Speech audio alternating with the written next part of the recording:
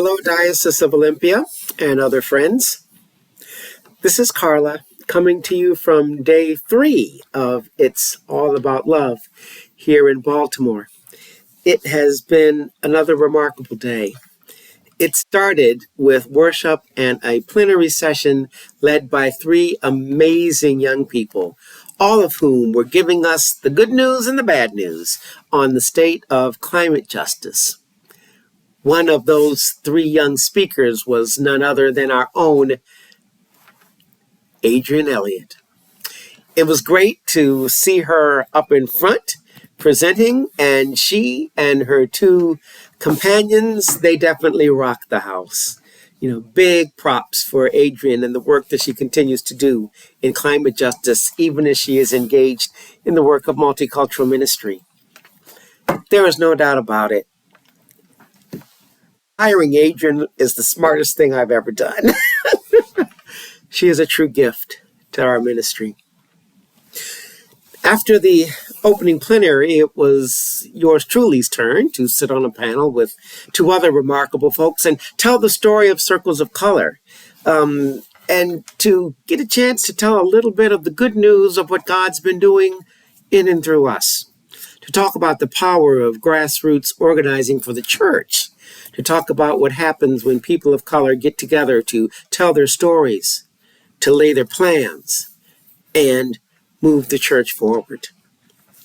After that, it was time for lunch and then off to a couple of afternoon sessions. One about sacred ground, how to get things started, so that I took that so that I would be a more able minister of Christ, as we say in our ordination vows, so that I could be better at helping churches start sacred ground, to get sacred ground going, and to have some actual resources for them as they make that beginning. After that came a session on the intersection of Black identity and GLBTQIA+ folk.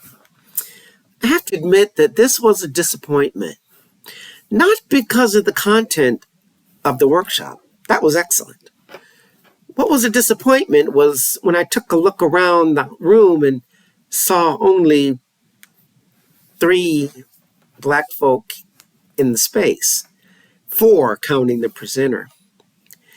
I kind of looked around at that and said, I know this isn't the way our church really looks. I know there are more folk of color here. I know that the intersection of Black and queer has more people in than just 3 of us. I was meditating on the sadness of that when I had my spirits lifted by a trip to dinner and a chance to sit down with some of the folks who were there from the Diocese of Olympia and break bread and have fellowship. And that lifted my soul to be in the companionship of those incredible folk. Then after that, it was off to worship, where an Episcopal gospel choir stood up and they tore the place down. It was great to hear music that just made my heart sing. It was just astonishing just to be a part of that and to sing and to stand and to clap and to dance. That was a blast. The preacher, however, brought us the real fire.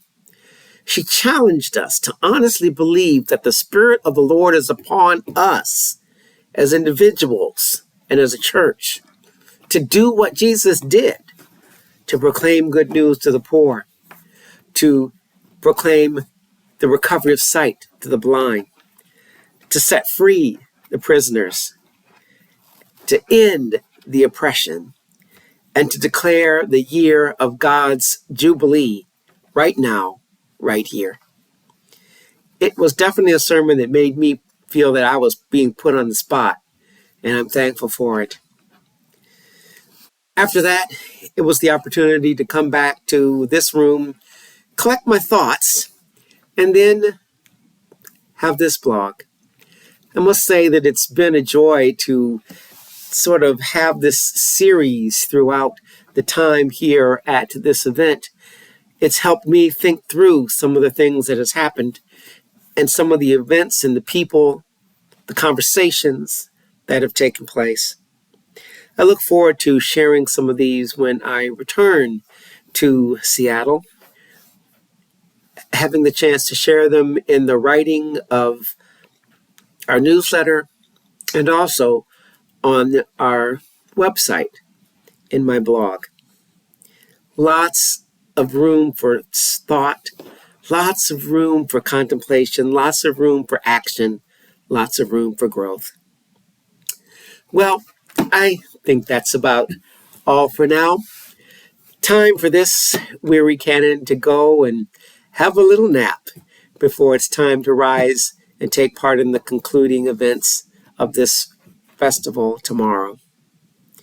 As always, I am yours in love and service.